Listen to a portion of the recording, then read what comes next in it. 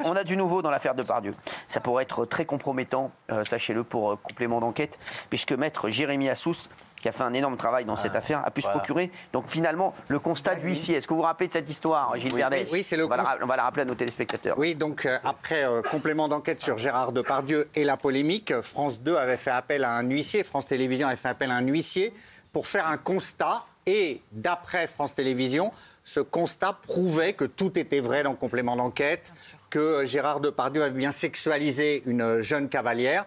Et Maître Assous a obtenu, après moult péripéties, ce constat d'huissier. Et il vient apporter la preuve qu'en fait, ce constat d'huissier dédouane Gérard Depardieu des accusations. Voilà.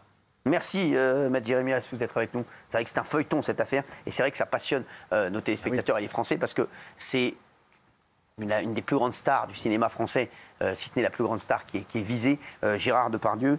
Et à la base, donc, France Télé ne voulait pas donner ce constat d'huissier. Hein.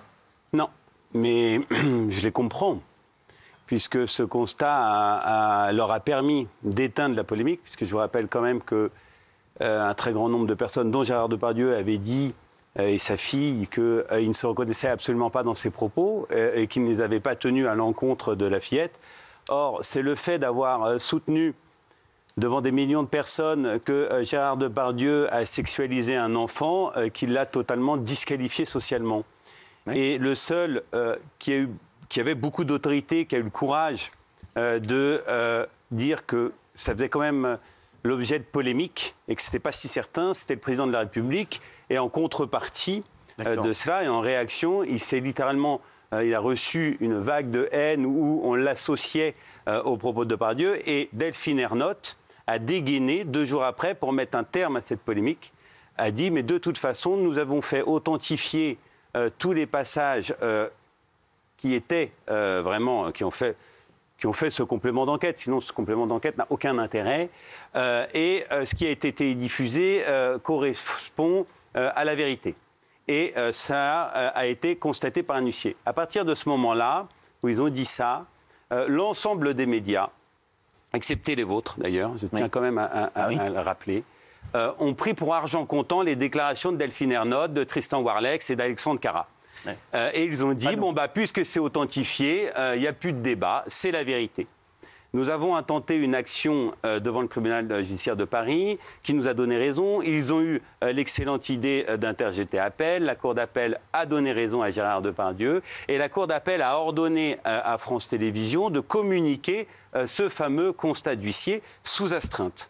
Et on sentait de la part de France Télévisions qui préféraient payer une astreinte de 1 500 € par jour, donc 45 000 € par mois, plutôt que de délivrer. Donc je me suis permis d'écrire à mon contradicteur pour lui rappeler qu'à défaut d'avoir le constat d'huissier vendredi soir minuit, dernier délai, il y aurait une plainte qui serait déposée pour détournement de fonds publics, parce que j'estimais qu'il était... hors de question que ce soit le contribuable qui finance les fuites du service public, enfin en tout cas de sa direction. Et donc, ils nous l'ont envoyé vendredi, et on a pu analyser ce constat. Et ce qui est extraordinaire, je comprends pourquoi ils refusaient de le donner. J'aimerais bien savoir ce qu'il y a dans ce rapport. Alors. Ce constat donne raison intégralement à Gérard Depardieu et démontre que complément d'enquête, ainsi que Icari, a procédé à un montage totalement illicite et a fait croire, et nombreux sont ceux qui l'ont cru, a fait croire que Gérard Depardieu tenait des propos immondes à l'encontre d'un enfant. Le premier étant « si jamais il galope, elle jouit ». Puis « c'est bien ma fifi, continue ». Et enfin, tu vois, elle se gratte là. Ces 3 propos n'ont jamais été tenus par Gérard Depardieu à l'encontre de la fille. Et grâce au constat, on peut aujourd'hui le démontrer. Le constat constitue la preuve qui va conduire France Télévisions à être condamné devant le tribunal correctionnel. Ah oui, c'est ça. Oui, parce qu'il y a un procès le 6 mai, là c'était au civil, mais il y a un procès devant le tribunal correctionnel le 6 mai pour montage illicite, mais également pour abus de confiance à l'encontre de l'ensemble de la direction de France Télévisions et de la société de production. C'est incroyable. Et comment on répare, ou est-ce qu'on peut réparer ce genre de préjudice moral pour Gérard Depardieu, parce qu'il y a des millions de personnes mais là, qui ont vu l'extrait. On lui a, bah si, quand même, parce que c'est grave pour lui, pour sa mais carrière. ça, c'est un autre sujet. Ça, bien sûr que oui. Qu'est-ce que vous demandez? C'est ça la question. Déjà, la meilleure des réparations, c'est que ça se sache. Bah oui, et donc, bien sûr. je vous remercie, puisque vous êtes les seuls, comme par extraordinaire, à être intéressés par cela, alors que là, on a l'épreuve. Je rappelle quand même que le Parisien a encore produit, il y a 15 jours, un papier, c'est une demi-page dans lequel il est écrit le constat qui accable Gérard Depardieu, écrit par Benoît d'Aragon. Et on s'aperçoit que soit il n'a jamais lu le constat, soit il sert la chaîne pour laquelle il travaille au détriment de son employeur principal, à savoir le Parisien. D'accord, oui, oui, non, mais c'est quand même gravissime. C'est-à-dire qu'il a fait croire, avec le crédit qu'on accorde aux Parisiens, que lui, puisqu'il dit qu'il a eu l'intégralité du constat, il confirme que ce qui a été télédiffusé est la vérité. Moi, j'ai l'intégralité du constat et on va vous démontrer que n'importe quelle personne, il n'y a pas besoin d'être journaliste d'investigation, n'importe quelle personne qui lit le constat et qui le compare avec ce qui a été diffusé, a la certitude, à la preuve que tout a été monté. L'avantage, c'est qu'on a les time-codes. Donc, on a les time-codes, on a le moment où il y a des propos qui sont tenus par Depardieu et les moments où il y a des images. Les time-codes, on explique aux téléspectateurs, c'est les moments qui sont sur les caméras. Il y a c'est comme des time-codes, c'est-à-dire c'était à la 30e minute de la bande. Là, voilà, on va voir qu'il y a des c'est sauté. Par exemple, sur la fois, vous avez un extrait qui est à la 30e minute et ce qu'a dit Gérard Depardieu est à la 40e minute. Donc, c'est un montage qui a été fait puisque ça ne correspond pas. Voilà, les deux time-codes ne correspondent pas et le son et l'image ne correspondent pas. Donc, c'est ce que montre le constat d'huissier. Voilà. Alors, on a montré, enfin, je ne sais pas si la régie peut projeter certaines images issues du constat d'huissier, et on verra qu'en fonction de ce qui a été diffusé, voilà. Alors là, c'est très intéressant, puisque ça, c'est ce que relève l'huissier, puisqu'on a donné à l'huissier, attention, c'est des images qui ont été sélectionnées, des extraits qui ont été sélectionnés par la société de production et par France Télévisions. Donc c'est absolument pas objectif, puisque l'ensemble dont disposait l'huissier était uniquement 3 minutes 40 de bande, alors que la séquence fait 1 minute 44. Mais peu importe. Là, l'huissier, ce qui retranscrit, et on lui demande de retranscrire ça, pas l'intégralité des 3,40. Il retranscrit que certaines phrases. Et donc, on lui demande de retranscrire ce que Gérard Depardieu dit à 2 minutes 23. Et donc, on peut tous le lire. Il dit « Oh, c'est bien madame ». Puis, à 2 minutes 26, il dit « Si jamais il galope, elle jouit ». Puis, à 2 minutes 28, il y a son voisin qui dit « Ah, mais la dame, elle est en mocassin ». Ce qui est très intéressant sur l'image, c'est que vous voyez la caméra 1, c'est une caméra qui filme toujours Gérard Depardieu, comme ça, en perspective. Et la caméra 2, qui, comme par extraordinaire, est noire là, mais vous comprendrez pourquoi à la fin du constat, c'est une caméra qui, elle, est ce qu'on appelle un grand angle et qui filme l'intégralité du manège. C'est pour ça que quand on parle de premier plan, il y a souvent un second plan. Et le caméscope, c'est une troisième caméra. Donc là, on voit bien à ce moment-là que Gérard Depardieu regarde au loin et parle de ce qu'il a toujours soutenu, d'une cavalière, et qu'il n'y a aucun enfant dans son champ de vision. Or, regardez ce que fait de ses propos France Télévisions, c'est qu'elle prend la phrase de 2,26, si jamais il galope, elle jouit. Or, c'est extraordinaire, c'est que cette image-là, on peut déjà, on voit que c'est pas vrai. Il dit pas ça à un moment où il y a un enfant devant lui. Elle était à 1,16 l'image. Et on a la preuve grâce au constat d'huissier, puisque l'huissier a quand même, il est obligé de mettre cette image quelque part dans son constat, puisqu'elle était à la télévision sur complément d'enquête. Sauf qu'il la met bien cachée et on la retrouve à la 1,16. Et on voit bien que la complément d'enquête a truqué, puisqu'ils ont pris les propos, si jamais elle galope, elle jouit, pour les coller sur une image, à un moment auquel Gérard Depardieu n'a tenu aucun propos ambigu.